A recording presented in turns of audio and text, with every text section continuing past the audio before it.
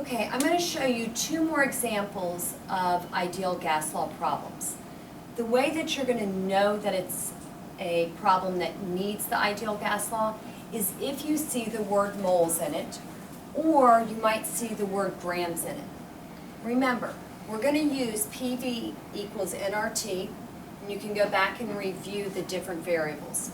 But let's look at this problem. What volume will 2.0 moles of nitrogen occupy at 0.875 atm and 22 degrees Celsius? It has moles in it. We're talking about a gas, in this case nitrogen. So we're going to use the formula PV equals nRT. My advice is always to figure out what you're trying to find. In this case it's volume. So I'm going to circle it and isolate it by itself. Divide both sides by P, which means we're going to get V equals nRT over P. The pressure that we're using in this case is ATM, so our R value is going to have to be the one that deals with ATM. So let's substitute our information. N is moles, so 2.0 moles. Our R value again in ATM, we know that that's 0.0821 ATM times liters over moles times Kelvin. These are just units, no numbers in there. Temperature, right here it's in 22 degrees Celsius, but we know we have to have it in Kelvin. So we're going to do 22 plus the 273, so we're going to get 298 Kelvin. And on the bottom is the pressure. Given to us in the problem is 0.875 atm. You should be able to cancel out all of your units. ATM, ATM, moles, moles, Kelvin, Kelvin. Our answer is going to be in liters, which is how we measure volume. Multiply the top, divide by the bottom, and you should get an answer of 55 moles, in this case, of nitrogen gas. Okay, let's move over to the second problem. The second problem says, calculate the mass of 275 milliliters of nitrogen dioxide at a pressure of 240 kPa and 28 degrees Celsius. We're finding the mass, so we again know it's going to be PV equals nRT. But this throws in a lot of different variables and a lot of different things that we have to use. We have pressure given to us in kPa.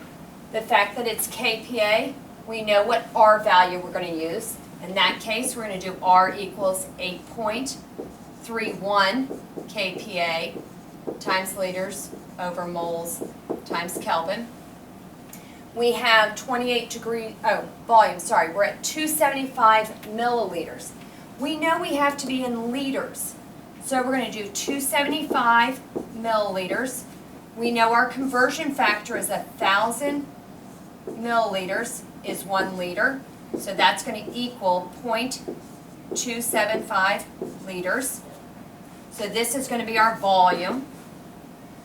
N, given that we're trying to find in because we're trying to find mass. So we know we're going to have to first find moles and then convert it to mass. And this is probably the hardest part here. We have our R value, our temperature. We're going to do the 28 degrees Celsius, add the 273, and we should get, if we do it correctly, our temperature is going to be 301 Kelvin. So let's look for N. Again, isolate it, divide both sides by RT. N equals pressure times volume. So let's write our pressure down of 240 kPa. Our volume we found to be 0.275 liters. We have our R value. Since it's in kPa, we're going to use 8.31, let's get rid of that little dot, kPa times liters over moles times Kelvin. Our temperature we converted, 301 Kelvin, and that's going to give us the number of moles. Multiply the top, divide by the product of the bottom, we get N equals, and I've already figured that out, to be 0.0264 moles. And this is nitrogen dioxide. Remember, di means two. So we have nitrogen and we have two oxygens. So we have to take the moles of nitrogen dioxide and convert it to grams. We're going to use molar mass, periodic table mass. We will say 1 mole of NO2. We have to find the mass of this. Remember, this is 14 plus 2 times 16, so that's the 32. Add it together, and you should get 46. So we'll put 46.0 grams NO2.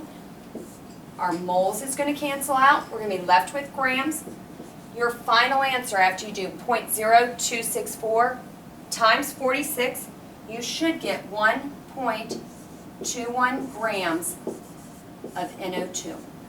And that's your final answer.